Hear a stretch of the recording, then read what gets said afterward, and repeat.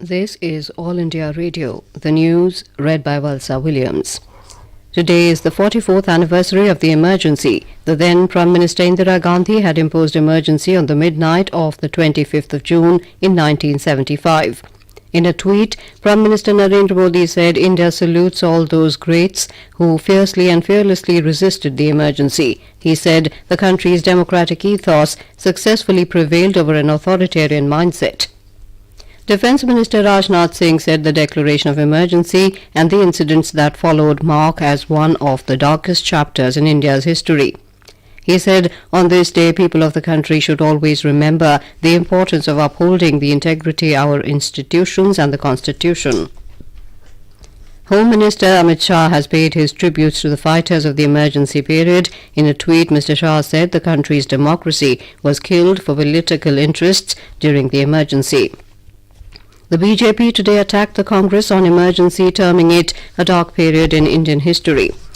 Talking to media outside Parliament, Party MP Meenakshi Lekhi said the Constitution was subverted and human rights were violated by this anti-democracy decision. She blamed former Prime Minister Indira Gandhi for taking such an extreme step for political gain. The BJP MP also hit out at West Bengal Chief Minister Mamata Banerjee for her allegation that the country went through super emergency in the last 5 years. Ms. Lekhi alleged that the Chief Minister has no right to talk about emergency as people of West Bengal are witnessing a similar situation in the state under her regime. The Rajya Sabha was adjourned today till 2 p.m. as a mark of respect to the death of sitting MP from Rajasthan, Madan Lal Saini. Chairman of the Rajya Sabha, M. Venkaiah Naidu, paid tributes to him in the House.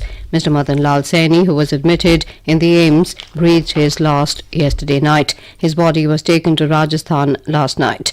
Mr. Naidu and other leaders paid their last tributes to the departed leader. Mr. Saini was a member of the Rajasthan Legislative Assembly from 1990 to 92. In June 2018, he was appointed as State BJP President. Prime Minister Narendra Modi has said no stone will be left unturned to fulfill the dream of housing for all, which will give wings to crores of aspirations. In a tweet, Mr. Modi said 4 years ago the government had started important initiatives, Pradhan Mantri Awas Yojana, Urban Smart City Mission and the Atal Mission for Rejuvenation and Urban Transformation, with the aim of transforming urban landscape. The Prime Minister said these initiatives have seen record investment, speed, use of technology and public participation. He said the government is committed to further improve the urban infrastructure. The Supreme Court today refused to entertain Congress's plea against the Election Commission's decision to hold separate by-polls to 2 Rajya Sabha seats in Gujarat. The Apex Court allowed Gujarat Congress to file election plea after conclusion of polls to fill RS seats vacated by Union Ministers Amit Shah and Smriti Irani. The 2 seats fell vacant after the election of Mr. Shah from Gandhinagar and Ms. Irani from Amethi. Both had been elected as Rajya Sabha members from Gujarat in 2017.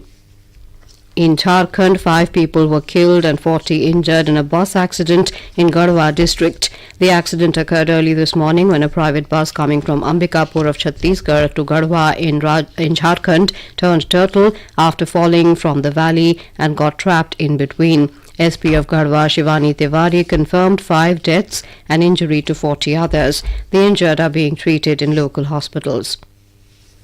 Iran today slammed the Trump administration over new U.S. sanctions targeting the Islamic Republic's supreme leader and other top officials. Iran's Foreign Ministry spokesman Abbas Mousavi said the measures spell permanent closure of diplomacy between Tehran and Washington. He said the Trump administration is annihilating all the established international mechanisms for keeping peace and security in the world. In the ICC Cricket World Cup, hosts England will take on Australia in London today. The match will begin at 3 p.m. Indian Standard Time. The Sensex at the Bombay Stock Exchange was trading 12 points down at 39,135 a short while ago. Similarly, the Nifty at the National Stock Exchange had lost 23 points to trade at 11,923. And with that, we end this news bulletin.